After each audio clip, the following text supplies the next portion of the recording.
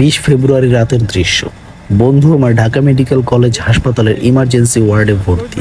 Emergency তাকে রক্ত দেওয়া সহ তার চিকিৎসার জন্য আমাদের যাওয়া প্রয়োজন ছিল ঢাকা মেডিকেল কলেজ হাসপাতালে, কিন্তু শাহবাগ পর্যন্ত গিয়ে আমরা সামনে এগোতে পারছিলাম না।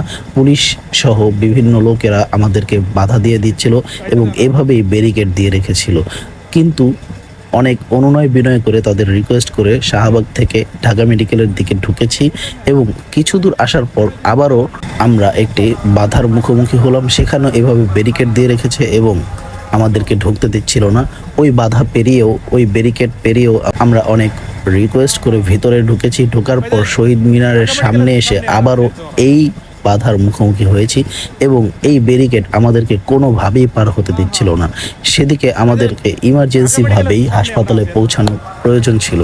আমাদেরকে অবশেষে বলা হয়েছে যে আপনারা কোনোভাবেই এদিক দিয়ে ঢুকতে পারবেন না, আপনারা চাইলে পিছন দিয়ে ঘুরে তারপর হাসপাতালে যেতে পারবেন। এই বাধার কারণ কি ছিল জিজ্ঞেস করায় তারা আমাদেরকে জানায় এখানে নাকি প্রাইম মিনিস্টার আসবেন এবং তার বক্তব্যের জন্য মঞ্চ তৈরি করা হয়েছে শহীদ মিনারে, তাই এই চারিদিকে ব্যারিকেড দিয়ে রেখেছে। এই শহীদ মিনারের যে এরিয়া, এই এরিয়াতে সাধারণ লোকদের প্রবেশ নিষেধ।